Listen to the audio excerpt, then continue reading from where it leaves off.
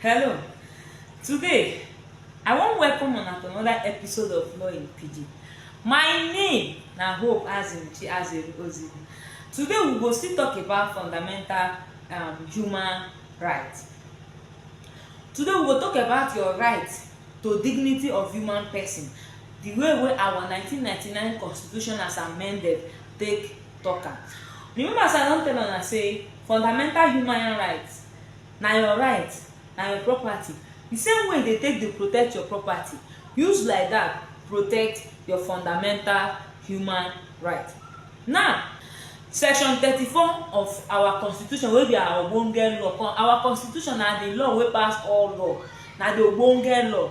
Wetin dis section 34 talk be say you get right to dignity of human person. Wetin dis one mean be say you get right say make people respect you. You get that right wey go make people no go dey treat you anyhow. People no go dey treat you like say you no be human being. So you get right make people treat you as human being. You understand? Wetin dis one mean be say now make nobody treat you like say you be slave. Make nobody treat you like say you no be anything. And wetin dis one dey talk? That is why na dey see say sometimes you dey preach against jungle justice, because when you dey do carry out jungle justice, you dey match person, that person right to dignity of human person. For example, yesterday I go market go buy something. I see where the naked person wey thief, matured man in thief. Sorry, I dey too fast. Matured man in thief, dem naked am, the whole bola just dey ring bell, dey do like this. Even though say the man thief, that thing wey dem do am now, dem don match im right to dignity of human person. No treat person like say he no be anything. And wetin dis particular law dey talk? Wetin dis law come dey talk again be say no force anybody to do any labour, any work for you. Dis law na im dey against forced labour. Na dis law now make e be say a person wey dey work dey entitled to money, to earn money based on the work wey im work. But this your right to dignity of human person, like other laws dem wey we get for Nigeria, e get comma. The law get comma. The law get im get where dem fit pass from another corner enter. Wetin oyibo dey call am na exception. For law we dey call am proviso. You understand? The law no dey straight. The law corner like this, e bend. Na this corner wey dey for the law now we wan talk. So wetin be the cases dem wey go make dem fit infringe on this your right to dignity of human person? No be human being go just infringe am like that. No be human being go just dey match this right like that. Constitution don tell you say, don give example where dem go match this your right.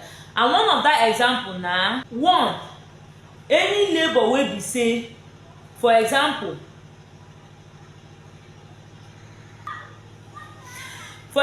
now, if dem sen ten ce person, if court jail person, dem come sen ten ce the person, court fit impose some kind forced labour on the person.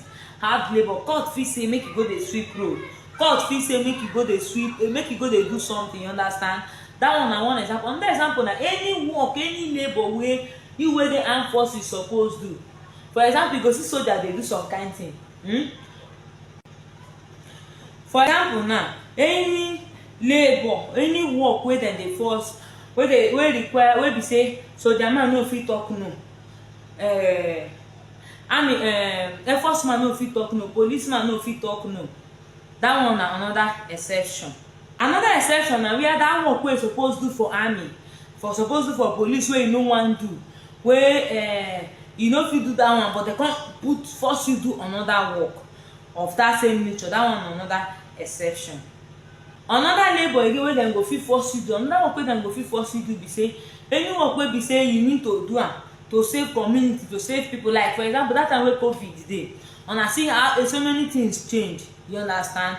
Dem fit force you to do something just to save the community, just to save yourself, save other people. That one na another exception. Labour wey be say e dey required to make your community move forward, wey una need to look. Like for some communities now, For some communities now, dem dey map out road for youth to clear all those kind things dem. Another exception to this your right to dignity of human person na the one wey dey go national youth service. As a Nigerian, as you finish school, if you finish school before the age of 30, you must go youth service. Except you no wan do corporate work, you wan go into business, you must do that one. Na first this thing, labour, you must do am. That one na the exception. So you don know now say people get respect your fellow human being. No treat them anyhow as if dem no be anything. Law dey against am, no do am. You wey dey watch my video, when you watch, share. No watch my video, keep am to yourself. Thank you and God bless you. Bye.